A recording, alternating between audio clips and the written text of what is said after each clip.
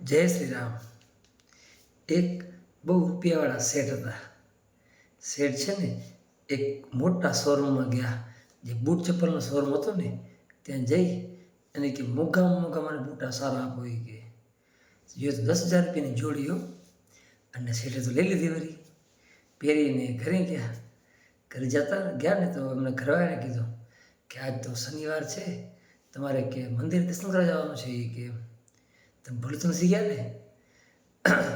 તો કે ના ના, સારું તમે યાદ ચડાવ્યો, જી આવો કે એમ કરીને શેઠ તો પોતાની ગાડીમાં બેસી ગયા અને મંદિર જવા નીકળ્યા. મંદિરે પહોંચ્યા, જતા રહ્યા પગે લાગવા. તે નવા નવા બૂટ લીધા હતા તે ઉતાર્યા. પછી એને મગજમાં એમ થયું કે 10,000ના બૂટ આમને એમ રાખી દઉં તો કોઈક લઈ જાય એ કે કોઈક ચોરી કરી જશે એ કે શું કરવું એ કે એનું. તો તે જોયું તો દૂર એક ભિખારી ત્યાં બેઠો હતો બાજુમાં. તે ભિખારીને જઈને કીધું કે આ મારા બૂટ છે.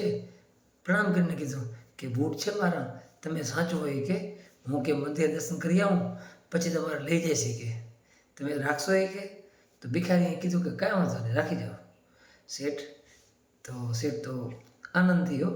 મંદિરમાં ગયા અને ભગવાનને પ્રાર્થના કરી, પ્રણામ કર્યા અને કીધું કે હે જગત પિતા, હે પરમેશ્વર, તમારી પણ કેવી લીલા છે એ કે હું કે 10,000ના બૂટ પહેરું છું એ કે પણ ભિખારીને જુઓ ને તો એમ થાય છે એના કારણે બિચારા ખાવાના વાંધા છે એ કે પરમાત્મા એ કે તમે કેટલા દયાળુ છો એમ, અને તમે એમને ખાવાનો પણ નથી મળતો એ કે પૂરો સમય એ કે ક્યારેક ક્યારેક મળતું હોય છે એ કે તેઓ હજી મન મુજબ હાલતા રહ્યા.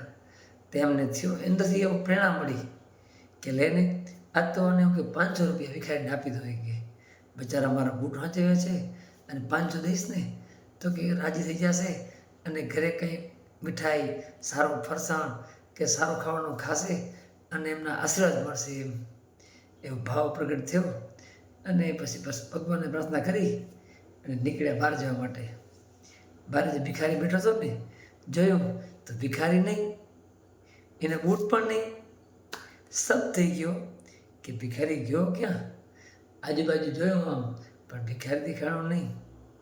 એ તો વરે પોતાની ગાડીમાં બેસી અને નીકળી ગયો ઘરે. આખી રાત એને વિચાર આવ્યો કે પ્રભુ, મારે તો કે સારું જ કરવું જોઈએ કે મારે તો કે આજ ભિખારીને 500 રૂપિયા આપવા થાય કે કંઈક એનો સારો થાય કે પણ તમે કે એને 500 રૂપિયા ના આપ્યા. તમે જેને હાલમાં રાખ્યો છે ને એ તમે એમને હાલમાં રાખ્યો છો, કારણ કે એમની કુટેવ છે આ રહ્યા કે કોઈનો વસ્તુ લઈ જવા નહીં એમ. આપણે જોઈએ છીએ ને ઘણીવાર આપણે કોઈક સારું કામ કરતા હોઈએ છીએ પણ સામે પાત્ર જ નબળો હોય છે કે જે સ્વીકારવા તૈયાર નથી હોતા. તો પણ આપણે એવું જ થયું. પછીનો દિવસ સવાર ઉગીને તો વરે શેઠ ફરવા નીકળ્યા. તે જોયું તો ફૂટપાથ માટે વેચતા હોય ને બાંકડા લગાવીને, તો જોયું તો પોતાના બૂટ ત્યાં પડ્યા હતા ફૂટપાથ ઉપર. જે કપડાની બૂટ ચપ્પલની દુકાન હતી ને લારી, તે લારીના ગલ્લે ઉપર પડ્યા હતા. શેઠ તો ગાડીમાં ઉતરી અને ત્યાં જઈને કીધું કે આ બૂટ મારા બૂટ તમારે અહીંયા ક્યાંથી કે.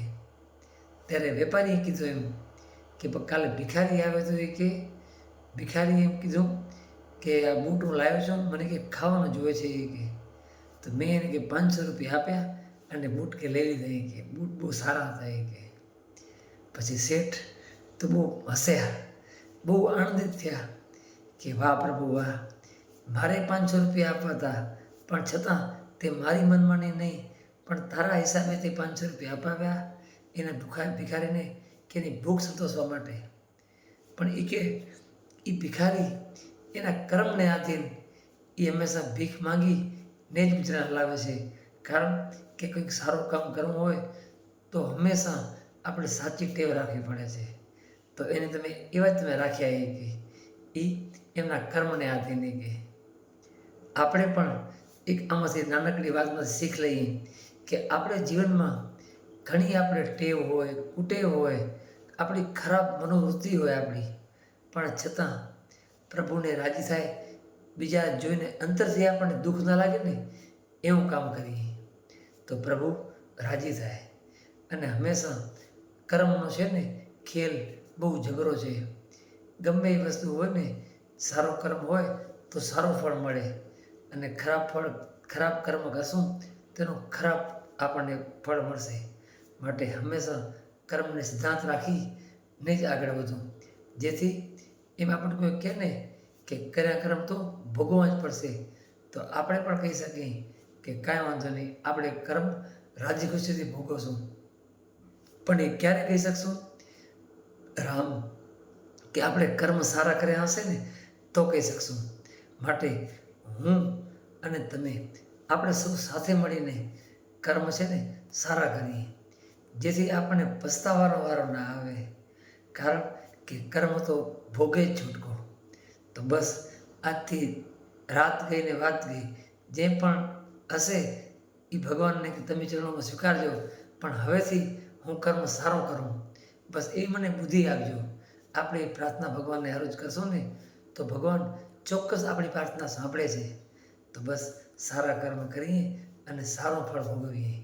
તો બસ આ નાનકડી વાત તમને ગમી હોય તો આગળ શેર જરૂર કરજો, જેથી કોઈના બીજાના જીવનમાં પણ આ એક બે વસ્તુના કોઈના જીવનમાં ઉતરશે ને તો એનો બેડો પાર થઈ જશે, અને આપણને એનું પણ પુણ્ય મળશે આપણને.